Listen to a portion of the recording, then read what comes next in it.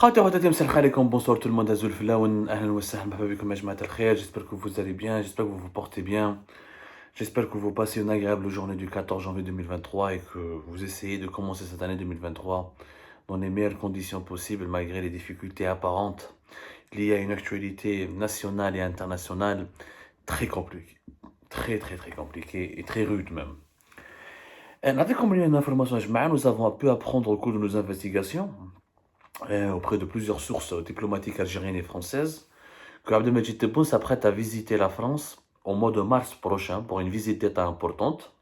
Et les deux autorités, les autorités algériennes et françaises, travaillent sur une date symbolique. Ils ont fait une proposition pour qu'Abdelmajid Tebboune vienne à Paris le 19 mars 2023. C'est le projet qui a été mis sur la table entre l'Élysée et la présidence algérienne, le palais présidentiel El Maradia. La date du 19 mars, elle est symbolique. C'est au lendemain des accords d'Évian du 18 mars 1962. Et le 19 mars, c'est le cessez-le-feu. C'est officiellement la fin de la guerre d'Algérie. Officiellement. On va dire officieusement. Parce qu'il y a eu les violences de l'OAS et le règlement de compte, quelques attentats commis essentiellement par les nostalgiques de l'Algérie française et les bras armés de l'OAS, l'organisation de l'armée secrète qui n'acceptait pas l'idée de l'indépendance de l'Algérie. D'autres historiens évoquent naturellement d'autres massacres et d'autres tueries commises par les forces du FLN algérien, mais le débat entre historiens n'a jamais été, on va dire, n'a jamais abouti à une écriture unanime de l'histoire. Mais quoi qu'il arrive, la date du 19 mars est la date du cessez-le-feu de la guerre, telle que nous l'avons connue entre 1954 et 62, la guerre atroce, ou des actions militaires et des offensives militaires chaque jour. Donc, la lutte armée, on va dire, s'est pratiquement arrêtée le 19 mars 1962.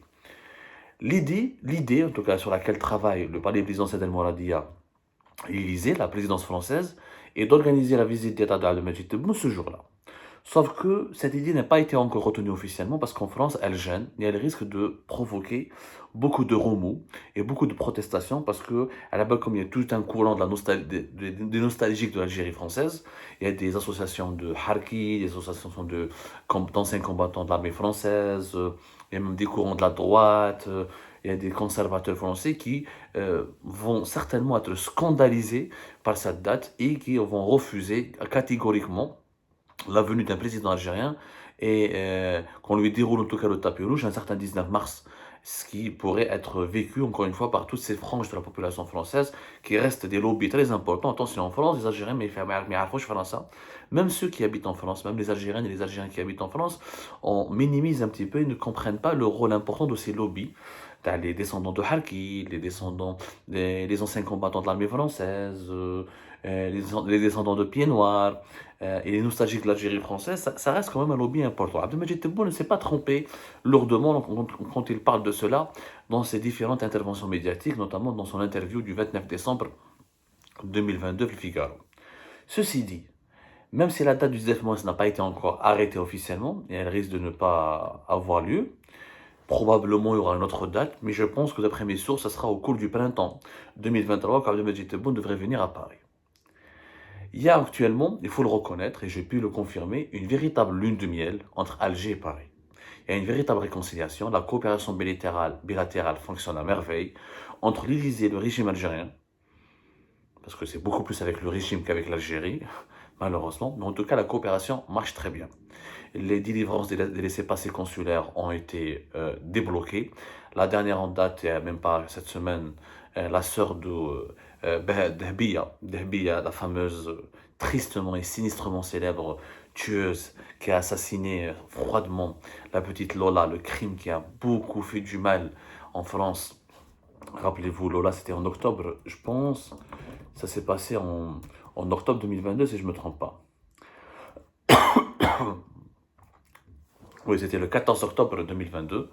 Elle a été, la sœur de Dehbiya, la meurtrière, a été expulsée vers l'Algérie. Plusieurs migrants clandestins ont été expulsés vers l'Algérie. Plusieurs personnes interpellées dans le cadre de la lutte contre la criminalité ou impliquées dans des crimes et de faits de délinquance ont pu être aussi expulsées vers l'Algérie.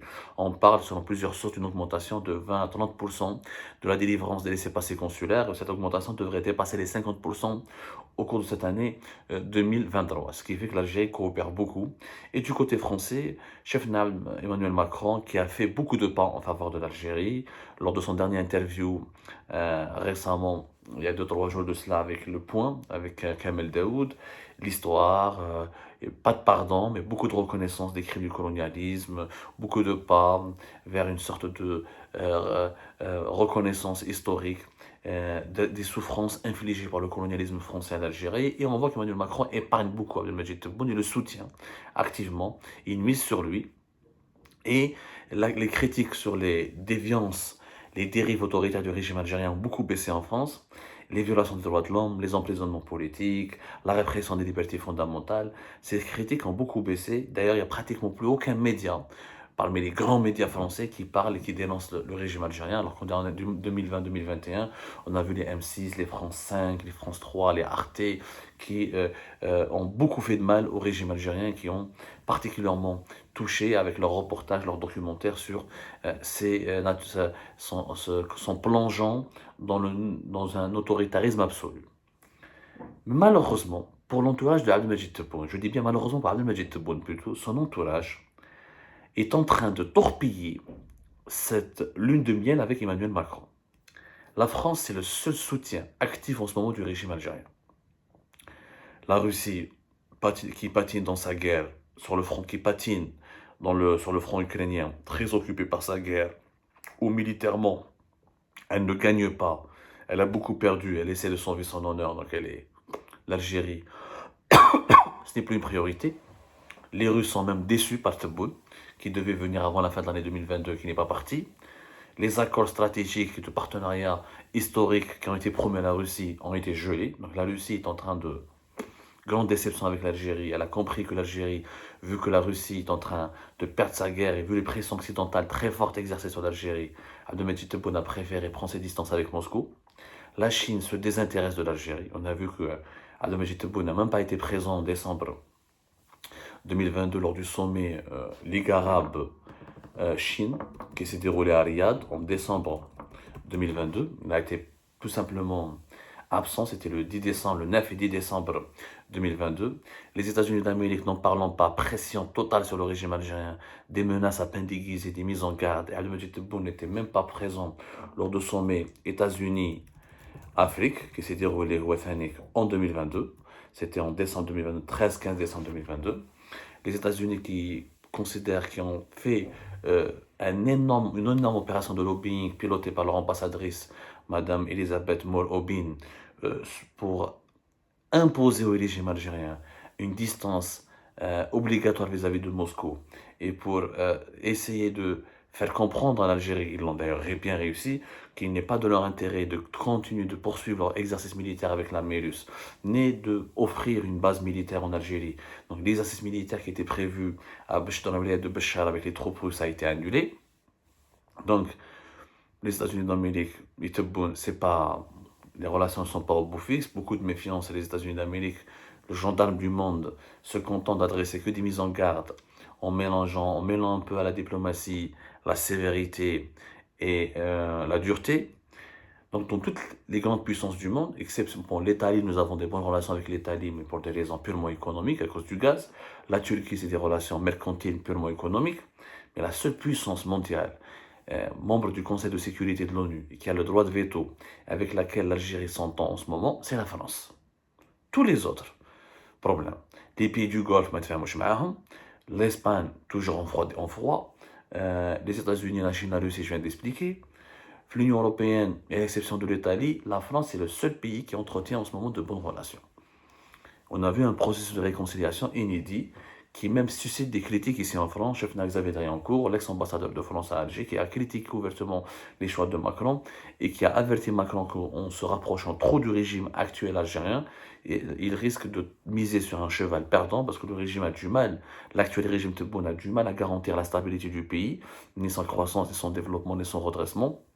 Et si l'Algérie s'effondre, c'est la France qui risque de s'effondrer. Parce que faute de stabilité et de redressement de l'économie algérienne et d'un seuil et d'un climat politique stable et tolérant et clément et favorable aux libertés publiques individuelles, le risque d'instabilité est très énorme.